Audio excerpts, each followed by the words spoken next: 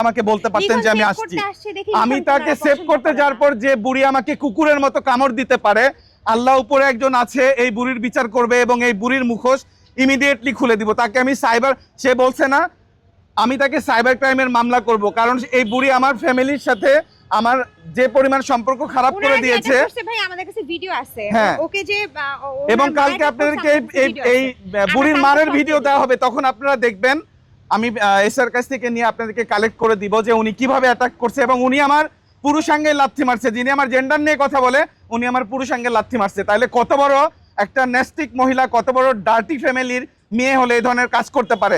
আমার যদি 50 বার জেলও খাটতে হয়, আমি এটার শেষ দেখে ছাড়বো। বাংলাদেশে কোনো মেয়েকে যেন নির্যাতিত না হতে হয়, নির্যাতন করতে না পারে, এবং মামুন গ্যাং, মামুনের পরিবার গ্যাং কোনো মেয়েকে যেন নেক্সট টাইম টর্চার না করতে পারে। আমি এটা লাস্ট দেখে ছাড়বো।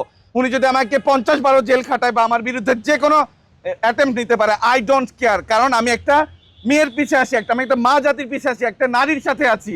এতে যদি মামুনের মা আমার বিরুদ্ধে লাগে, আমাকে যদি কামড়ায় এরকম আরো 50 বার মাংস উঠে নেয়, আমি আমার বোনেদের জন্য মারা যেতেও রাজি। আমি লাইলার জন্য একবার চাকু খেয়েছি, আমি মোহনার জন্য আজকে কামড় খাইলাম।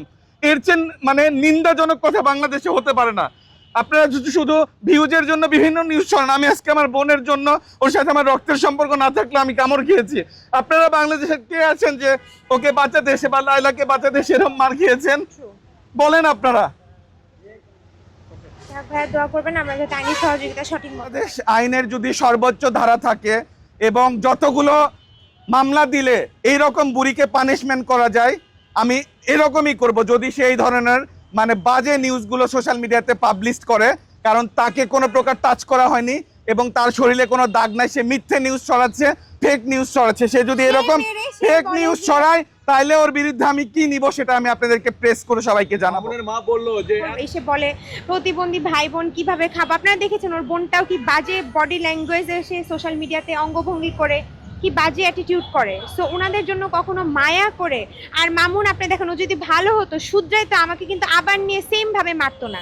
একটা মানুষের ন্যূনতম ভয়ও থাকা দরকার যে একটা মেয়ে আইনি স্টেপ নিচ্ছে বা সাংবাদিক ভাইদের বলছে বা সোশ্যাল মিডিয়াতে বলছে, আমি একটু ঠিক হই, আমি একটু নর্মাল হই, আমি এই জিনিসগুলো না করি। উনি কিন্তু আবারও আমাকে হিট করলো।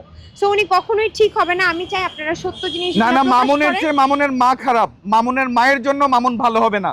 মামুনের ভালো হওয়ার পসিবিলিটি ছিল, কিন্তু তার মা যেভাবে তাকে প্রিভিলেজ দিচ্ছে, এরকম বদমাইশ মা যদি কারো থাকে, সে সন্তান কখনো ভালো হতে পারে না। দেখতেছে তার ছেলে নেশাগ্রস্ত, তার ছেলে এরকম করতেছে, আমাদের ফ্যামিলি হলে কি করতো? তাকে রিহ্যাবে দিত, তাকে শুধরানোর চেষ্টা করতো। তারা এটা করতেছে না। তারা বলতেছে যে কিভাবে আমার ছেলে না থাকলে ইনকাম করে খাবো, কিভাবে এই করবো। তাদের মোটিভ কিন্তু এটাই, এই কথাই। সে কিন্তু একবার বলতেছে না, না আমার ছেলের ভুল আছে, আমি ছেলেকে শুধরানোর চেষ্টা করি, তাকে রিহ্যাবে দেই। তারা বলতেছে না ইনকাম করে কিভাবে খাওয়াবে। সো আপনারা নিজেই বুঝতে পারতেছেন যে ফ্যামিলি করেছে অনেকবার দিতে। ওই যে তার মা আমার কাছে মায়া কান্না করে বলেছে যে না ওকে দিও না। আমি ওর মার সাথে অনেকবার ডিসকাসও করেছি, যেহেতু এই ফ্যামিলির সাথে থাকে, ওর প্যারেন্টসের সাথে থাকে, ওর বাপ মা আমাদের সাথে থাকে। আমি বলেছি যে আম্মা ওকে তাহলে রিহেবে দেওয়ার ব্যবস্থা করি। বলে না, এখানে দিলে তোর প্রতি আরো রাগ ক্ষোভ জন্মাবে, তোরা এসে আবার মারবে। ও ঠিক, ওর মাই বলছে ও ঠিক হবে না, এটার পরে আবার এসে তোরে পিটাবে। তা আমি ভয় আর ভাই আর সত্যি কথা ওকে রিহেবে দেওয়ার ইয়ে করিনি।